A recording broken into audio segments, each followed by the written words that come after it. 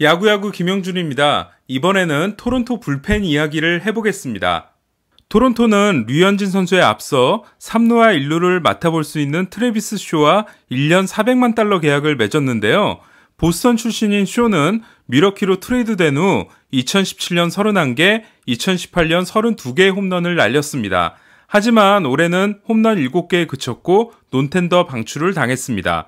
트래비스 쇼의 아버지는 여러분도 잘 아시는 선수입니다.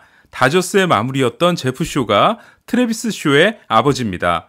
다저스는 1998년 7월 폴 코너코와 데니스 레이에스를 주고 신시내티에서 제프 쇼를 데려왔는데요. 신시내티는 다시 코너코를 시카고 와이삭스로 보냈고 코너코는 와이삭스에서만 439개의 홈런을 치고 영구 결번 선수가 됐습니다. 제프 쇼는 다저스에서 한국 팬들로부터 불쇼라는 별명을 얻게 되는데요. 그렇다면 제프 쇼는 박찬호 선수에게 얼만큼의 피해를 입혔을까요?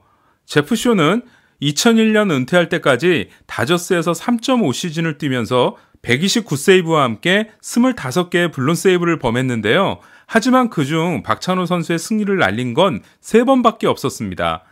제프 쇼가 불쇼가 된 건 다른 선발 투수들의 경기가 훨씬 많았습니다. 가끔 보면 특정 선발 투수와 마무리 투수의 궁합이 유독 안 맞는 경우가 있는데요. 2004년 트레버 호프먼은 41세이브, 평균자책점 2.30과 함께 4개의 블론 세이브를 범했습니다.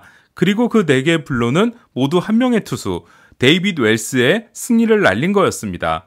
놀라우리만큼 롱런을 한 웰스는 만 41세 시즌이었던 그해 31경기의 선발로 나서 195이닝을 소화하고 12승 8패, 평균자책점 3.73을 기록했습니다. 류현진 선수가 뛰는 동안 다저스 불펜은 어땠을까요? 평균 자책점으로 본다면 2년 연속 14승을 기록한 2013년과 2014년은 불안했고 2년의 부상 공백 후 돌아오고 나서는 좋았습니다. 류현진 선수의 승리가 불펜에 의해 날아간 것도 생각보다는 많지 않았습니다.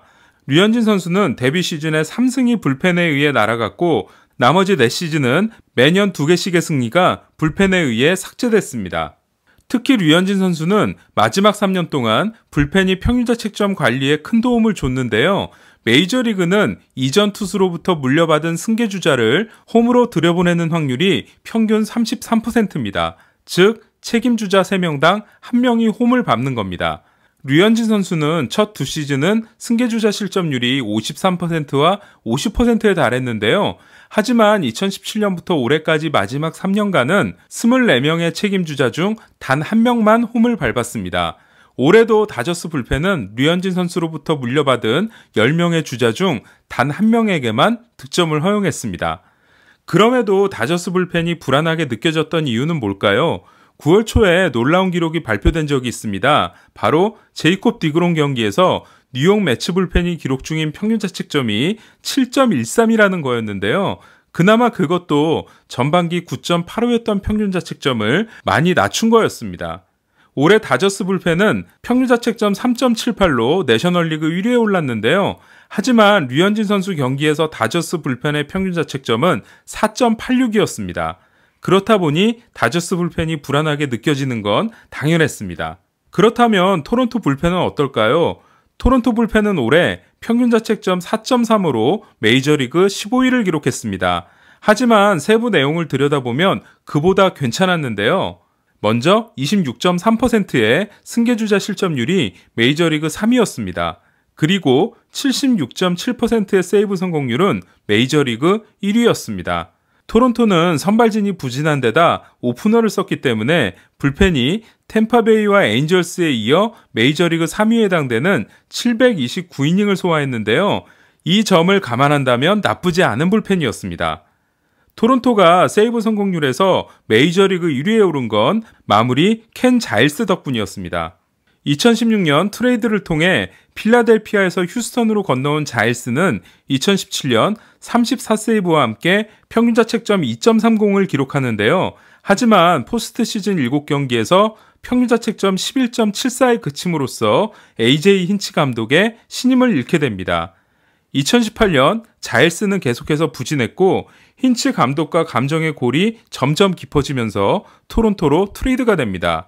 토론토는 마무리 로베르토 오수나를 내주는 대가로 자일스와 투수 2명을 얻게 됩니다. 2018년 자일스는 평균 자책점은 4.65였지만 26세이브 노블론을 기록하고 시즌을 끝냈는데요. 올해는 평균 자책점 1.87과 함께 23세이브 1블론을 기록함으로써 세이브 성공률 메이저리그 1위에 올랐습니다. 최근 2년간 자일스가 49세이브 1블론을 통해 기록한 98%의 세이브 성공률은 2년치 기록으로는 역대 타이 기록이 됐습니다. 자일스보다 먼저 98%를 만들어낸 선수는 2003년 55세이브 노블론과 2004년 45세이브 2블론을 통해 2년 동안 100세이브 2블론을 기록한 에릭 가니에였습니다. 휴스턴 시절 제구와 멘탈에서 문제가 있었던 자일스는 평균 97마일 패스트볼과 86마일 슬라이더라는 강력한 구위를 자랑합니다. 자일스는 상대한 타자의 39.9%를 삼진으로 잡아냈는데요.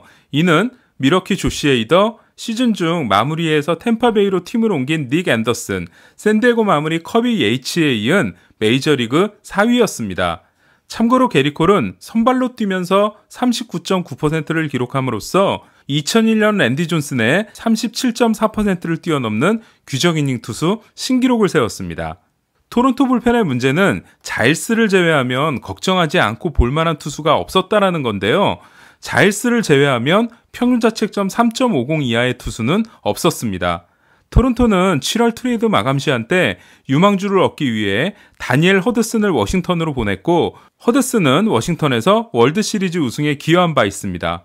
그나마 제일 셋업맨으로 기대할 수 있는 선수는 샘 가빌리오입니다.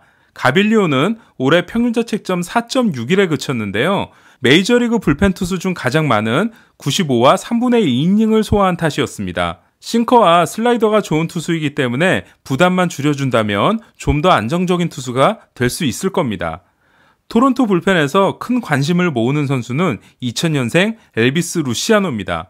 토론토는 도미니카 공화국 출신인 루시아노를 룰5 드래프트를 통해 캔자스시티에서 데려왔는데요. 루시아노는 2000년생 투수로는 가장 먼저 메이저리그에 데뷔했습니다. 그리고 만 19세 72일의 나이로 토론토 역사상 최연소 승리 투수가 됐습니다. 토론토는 만 20세 60일의 나이로 데뷔한 로베르토 오수나를 마무리로 잘 써먹었기 때문에 루시아노 역시 기대가 됩니다. 불펜 영입에 대한 특별한 루머가 없는 토론토는 5선발 경쟁에서 패하는 투수들을 불펜에 대거 투입할 전망인데요. 트렌트 손튼, 라이언 보루키, 앤서니 케이, 제이콥 웨거스펙, TJ 조이크, 야마구치 등이 5선발 후보들입니다. 결론적으로 내년 토론토 불펜은 마무리 자일스를 제외하면 다저스보다 불안할 가능성이 높습니다. 그리고 뚜껑을 열어보기 전까지는 베일에 쌓여있을 것으로 보입니다. 자일스는 내년 시즌 후 FA가 되는데요. 일각에서는 트레이드 가능성을 제기하기도 하지만 내년에도 좋은 활약을 하고 토론토와 단연 계약을 맺기를 기대해봅니다.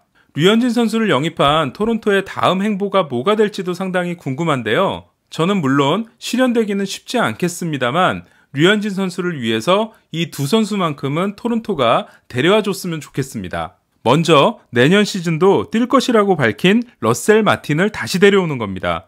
토론토와 몬트리올에서 성장한 마틴은 2015년 5년 8,200만 달러의 토론토 역대 최대 규모 FA 계약으로 금이환영한 바 있는데요. 2015년과 2016년 2년 연속 리그 챔피언십 시리즈 진출을 이끌었습니다. 올해 다저스에서 류현진 선수가 마틴과 워낙 좋았기 때문에 마틴이 내년 시즌 토론토의 플레인 코치로 뛰면서 루키 시즌을 소화한 주전포수 데니 젠슨에게 류현진 선수와 경기를 풀어나가는 요령을 알려주면 어떨까 하는 생각입니다. 또한 마틴은 어린 선수들로 가득한 토론토에서 훌륭한 리더가 되어줄 수 있을 겁니다. 저는 지난 영상에서 말씀드린 것처럼 블라디미르 게레로 주니어에게 1루 아니면 지명타자를 맡겼으면 하는 입장인데요. 유격수 보 비셋의 수비 역시 불안하기 때문에 3루는 필히 안정적인 수비수가 필요합니다. 이에 조시 도널슨을 다시 데려왔으면 하는데요. 하지만 도널슨은 현재 미네소타와 워싱턴으로부터 4년 계약을 제안받았기 때문에 토론토가 데려오기는 쉽지 않을 것 같습니다. 그래서 드는 생각은 콜로라도가 트레이드 시장에 내놓은 놀란 아레나도를 데려오는 겁니다. 올 시즌에 앞서 콜로라도와 7년 2억 6천만 달러에 재계약한 아레나도는 6년 2억 3,400만 달러 계약이 남아있는 상황인데요. 현재 텍사스뿐 아니라 애틀란타, 워싱턴, 세인트루이스, 다저스로부터 관심을 받고 있습니다. 저는 아레나도가 류현진 선수의 천적이어서가 아니라 유격수 보 비셋의 오른쪽에 있는 선수가 아레나도라면 류현진 선수와 토론토 투수진에게 엄청난 도움이 될 거라고 생각하기 때문입니다.